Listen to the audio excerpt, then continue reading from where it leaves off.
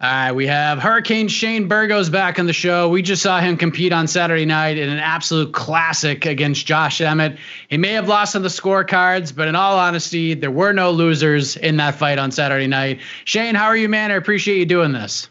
I've been better, but I'm not too bad. That's good. Are you back at the gym? Did I hear that correctly? Yeah, look, I'm pulling up to the gym right now, so I just flip my camera around. I don't know there you go. Oh, yeah, there you go. You're actually going to train? Yeah. Not obviously no contact or anything like that right now, but I'm going to do conditioning right now. Just keep my cardio going. There you go. So that fight was bananas, man. Like, it lived up to the hype and then some, but more important than anything else, how are you feeling physically after a 15-minute war like that? I feel pretty good, honestly. It's more mental than anything. I'm really fucking salty, man, because I really did think I did enough to win that fight.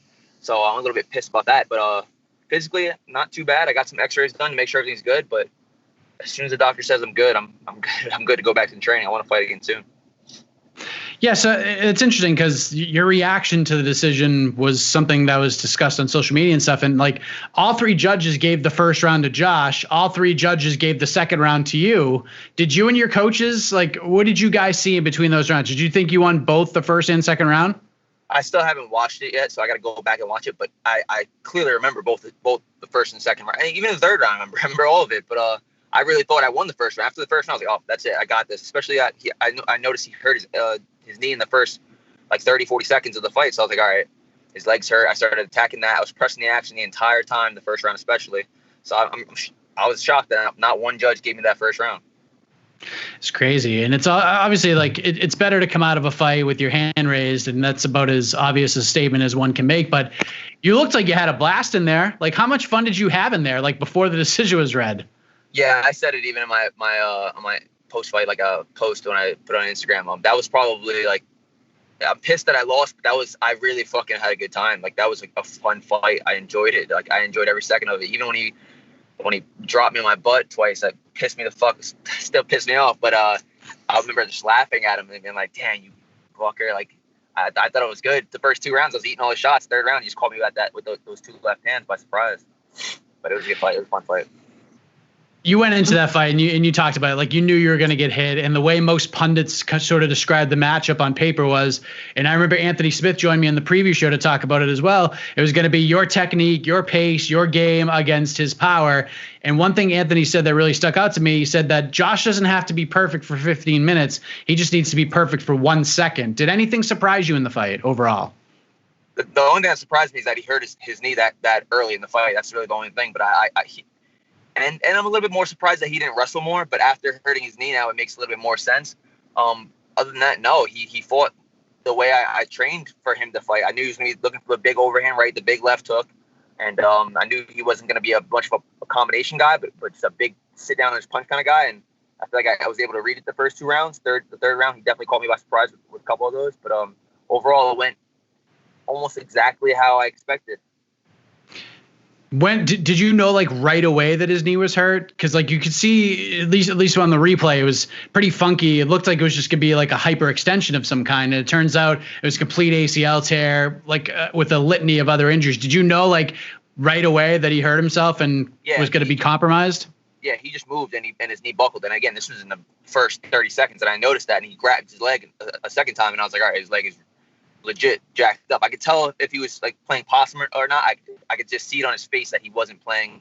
He wasn't playing around. He really was hurt. Obviously, it sucks going home with a loss, but you at least got to make it back on Father's Day. You get to see your daughter, and that means much more than winning and losing, does it not? Yeah, 100%. I only got to see her for a little bit though, because I got home, she was sleeping, so we had to take her back from her grandma's house and bring her home. So I only got to be with her for about 15 minutes, if that, and then she knocked right back out. But yeah, this is what I do it for. Like, I couldn't wait just to get home and just hang out with her. Like, I just took her toy shopping just now. Just that's the best part about the fight, just getting to hang out and be normal and be dad again for her. Fighters are so self-critical. You felt like you did enough to win that fight. I actually thought there's a chance it could have been a draw, because the first two rounds you could have won the first two rounds. And if they counted the third round as a 10-8, very possible. And some people thought I was nuts for saying that, but it is what it is. But any silver linings at all in this fight? Like, any regrets? Is there something you wish you did more? I mean, it's sounds fucked up, but I honestly wish I would have kicked more.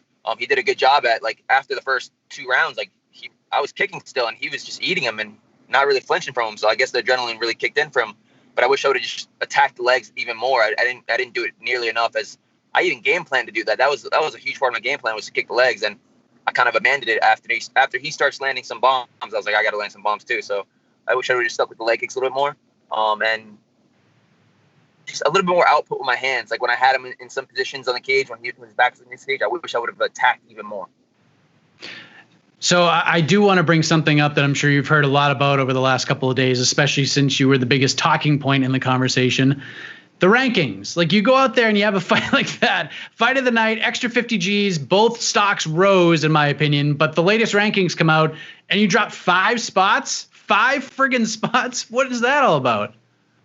You tell me, man. I don't know. I don't know if you're one of the media members that controls it, but I knew you wouldn't say that. But dude, it's fucking weird. It's honestly like, I lost and I was pissed enough because I really felt like I won. But then on top of that, to have that happen, it's just like, dude, that was a slap in my fucking face. I lost to the number 8th ranked guy, a guy that's been sleeping everybody that he's been fighting. I went out there and I had a fucking fight. Everyone's talking fight of the year potential kind of fight. And then you're going to disrespect me with that and put me, like, I fucking hate the rankings, first of all. The rankings, they kind of fuck everything up with, like, obviously you only want to fight guys that are ahead of you. So you only have X amount of matchups that you can even go for.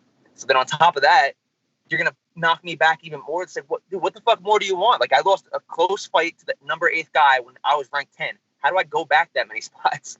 It's fucking crazy. But a lot of people are like, oh, fuck that. The rankings don't mean shit. Don't stress it. And I'm like, yeah, to an extent, I completely agree with you. They don't mean shit. They're somebody's opinion. But then on the other hand, they do mean something. So it's like, they don't mean something, but when it matters, they do mean something. So it's frustrating.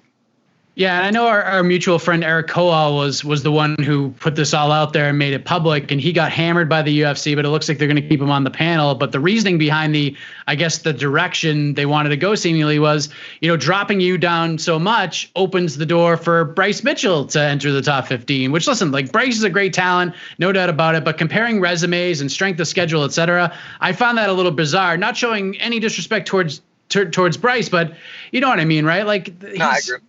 Yeah, the competition is so different. Yeah, we have the same management team, so nothing against him. I actually like the kid a lot. He's a fun fighter to watch. So I hope he gets ranked too. But yeah, like you said everything. I don't need to say any more about that. There you go.